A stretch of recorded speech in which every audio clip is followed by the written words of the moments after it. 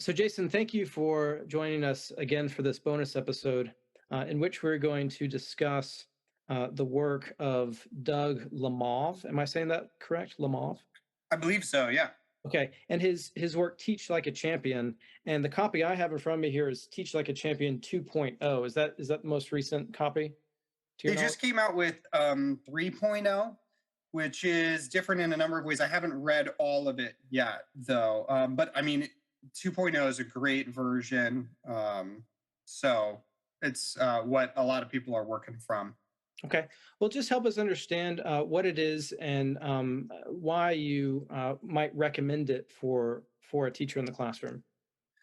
Yeah, so Doug Lemov was involved in the charter school movement. So he was working with a number of great different teachers in different organizations like KIP and other charter schools that are in really challenging areas. And what he describes as his method for kind of coming up with the techniques that he isolates in this book for great teachers is that he observed a lot of teachers who were getting remarkable results, judged, by standardized tests, but in low income, high poverty, high crime areas, to be at these charter schools and to see these kids who came into a class like way behind in different areas and then like popped off the charts beyond what you would expect, um, gave him like oh wow, there's something here to what these teachers are doing. And so the way he describes his method is that he just observed these what he calls champion teachers in action and then tried to like isolate, well, what did they do differently that had this outsized effect on students actually learning. And of course, as classical Christian educators, I think we can, question some bigger picture assumptions that he's going to be working from in the book. So, his goal, like the implied goal, is getting kids to college. And, in his context, that makes so much sense as being like hey, like this is the mountain. Let's get them there. It's inspirational. It's not negative. To those who are used to working in kind of suburban or private schools, we might be thinking to ourselves, does this really apply to us? But I think great teaching does, whatever context it is. And I think, suburban schools or teachers of classical Christian schools where the kids have great parents can very easily pat themselves on the back for good test scores or whatever else outcome there is, when it's really because they grew up in a particular family and it's not because you did a great job as a teacher. So I feel like for us to listen to him and what he saw and the kind of insights he gained is actually a good balance or check.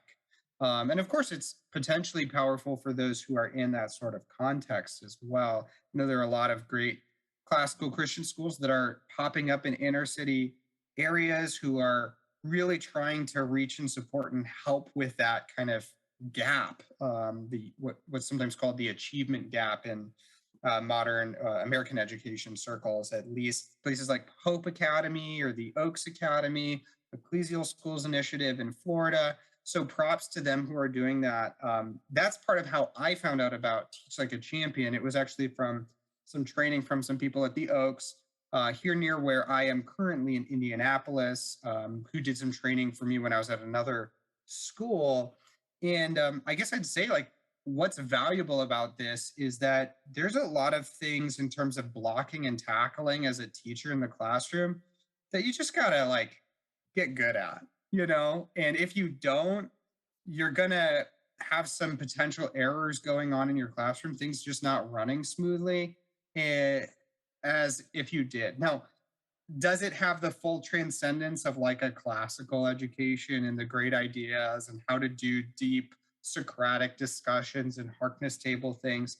No, he's not going to give you all of that, though there are some unique, kind of refreshing things from Doug Lemov where he's not operating by modern progressive education assumptions either. He's not just bowing to ideology. He really wants, as best I can read, him and their whole set of groups to see kids learn a lot and to maximize time. So you might take things like he's got this technique from procedure to routine, where you take something that happens in the classroom regularly and turn it into a routine. And he uses the example, one of the champion teachers he looked at had this practice for how you turn in papers. You're going to turn in a bunch of papers this year. It's going to take up hours and hours of this year's school time for us to turn in papers. If we make an efficient procedure and practice it, we can cut that down and save a whole host of time for actual instruction occurring instead. And that kind of accords, if you're into classical education or Charlotte Mason specifically, with the idea around habits. That Yes. you want to be, as a teacher, you're not just someone who's dispensing knowledge on students. You need to train them in the right procedures and habits of the classroom. And that does save time, like Doug Lemov says. Like it's going to show that you value time, and so it's going to have this kind of positive effect on your culture that makes students learn more in general. But it's also going to teach them valuable skills for their lives to have those sorts of habits of, like, we do things a particular way. We're going to be orderly. We're going to get things done. That's going to help them even in the work that they do on their own. And so that's one example. I've given you a lot right here. Give me some feedback. What are you thinking about? What questions do you have? Well, I remember being handed this book in my first year of teaching, and I suppose when I read it, I found some things that I knew I could apply, in part because I knew that's what the administration was looking for. But I often wouldn't find myself keeping those practices up. And on the one hand, I think that's in part because I was trying to develop a certain style that maybe wouldn't necessitate, because of my audience, as you said in your earlier remarks, some of the practices or routines that would very much make sense in a completely different context, where maybe the students are sort of completely even unaware that they need to come in and sit down, right? uh, so I could see where you would want to have um, a very clear practice in place that becomes a routine, as you say. Um, but then, upon further reflection and just in talking to you here, I suppose there are some things that I've developed that very much rhyme with what Lemov is up to. And that is, I want my students to develop the habit of entering class silently, right? Because I want them to sort of cross a threshold and be in a posture ready and waiting to receive, not because I deserve that as their teacher, but because the class itself, like what we're there to do together, deserves it. And we all should practice being in that posture, and asking a student to do that on a regular basis to form that habit. I could see how that would be very valuable. Now, to go back to what I was saying about how this could be applied sort of um, almost in sort of a dog and pony show type of way for you know uh, administrators coming in to observe your class, to say, oh, look, Mr. Bailey can get everyone to turn their heads right at the snap of his finger. I think that would probably be a misapplication.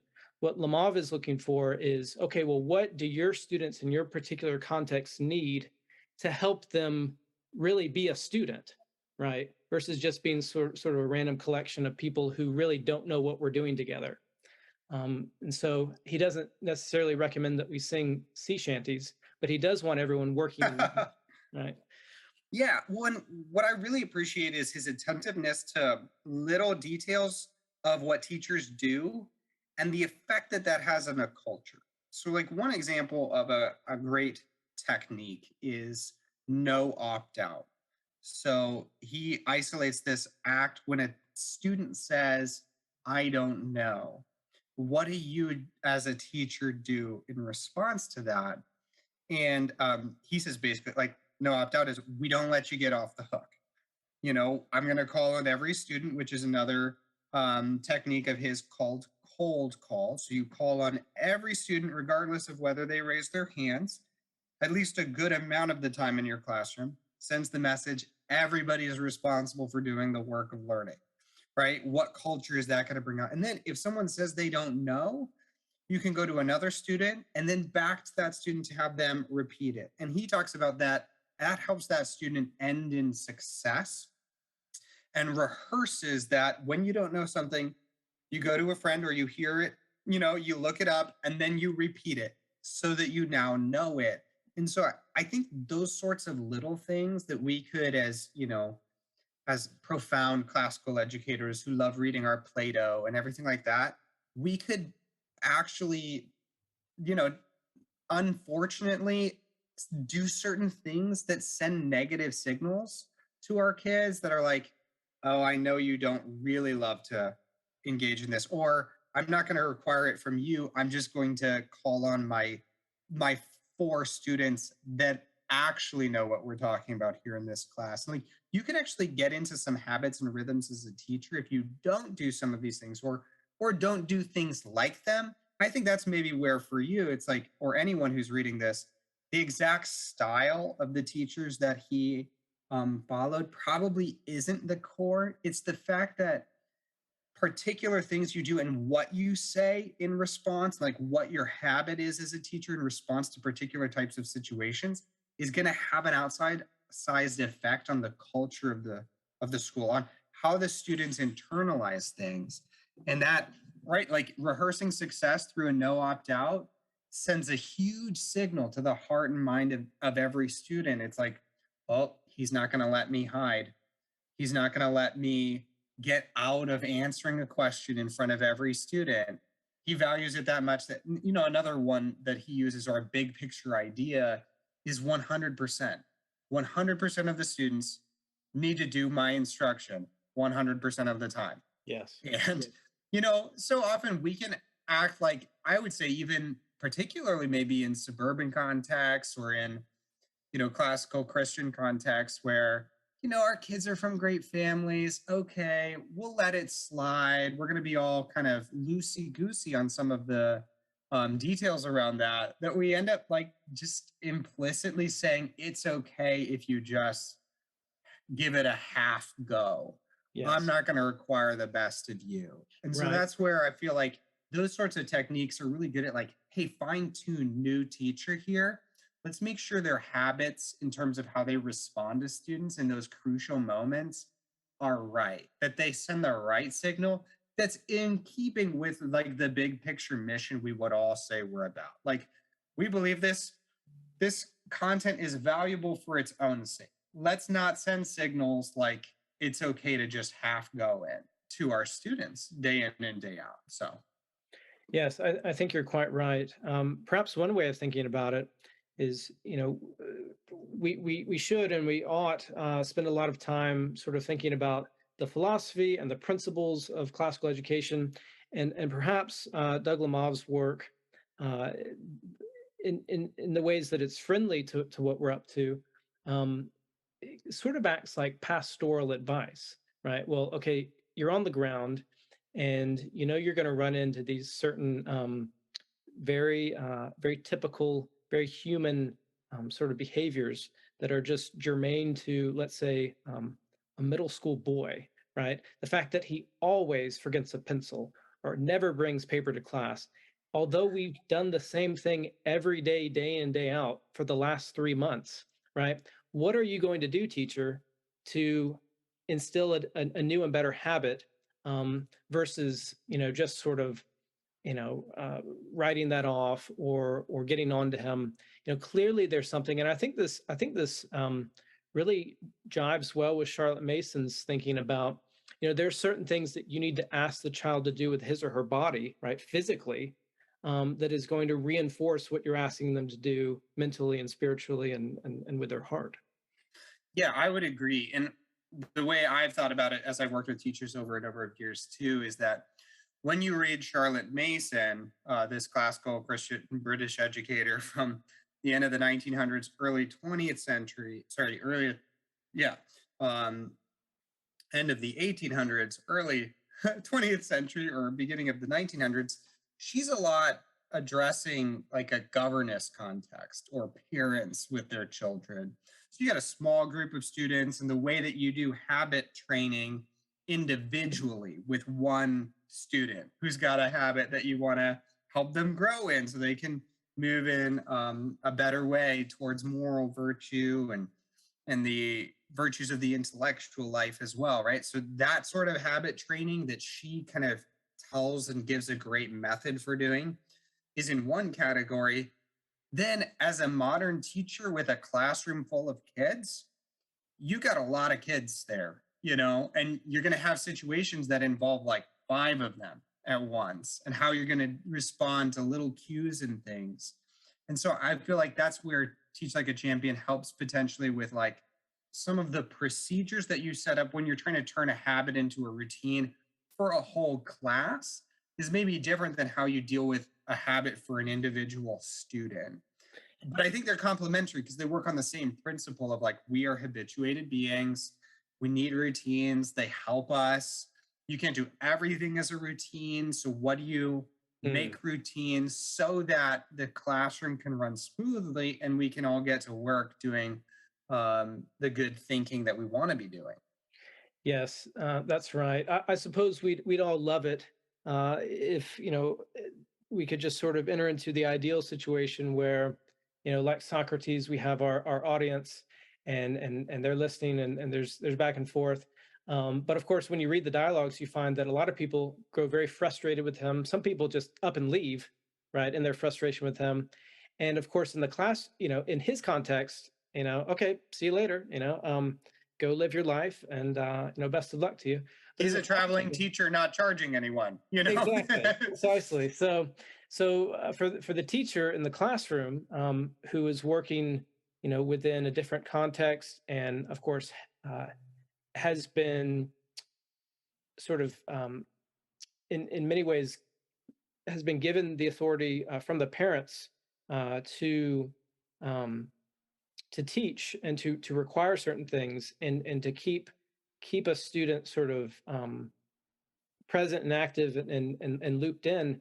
Those ideas like 100% or no opt out um, really make a lot of sense um, because in the end, those are the sort of things which will again grant another opportunity for the student um, to try again or to try in a different way, or as I found, really maybe they just need another minute to think about it, and eventually they may say Give them something wait quite time. That's profound. another of the techniques is wait time. Like give students some time to think, for certain types of questions. It's One of like, the things that I that can be liked, helpful.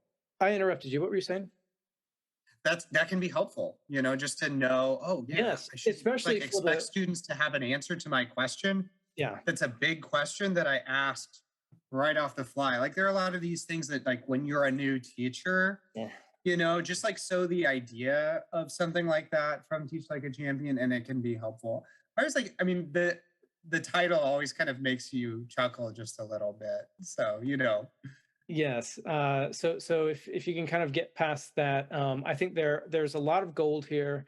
One of the things that I did take away from it, it just sort of stuck in my imagination, was the importance of reading the room and sort of noticing. I think he described it as like a wave, right? And so if the class is working on something or discussing something, sort of before that wave crashes, right? Um, Catch them at the peak, right?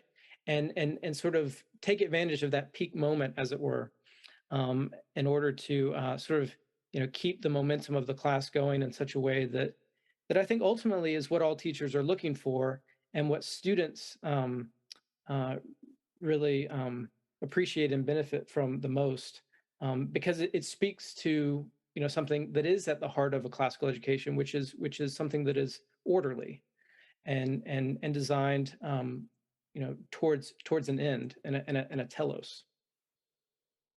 yeah, and that is one way in which Teach Like a Champion is an outlier from much of contemporary postmodern education in particular.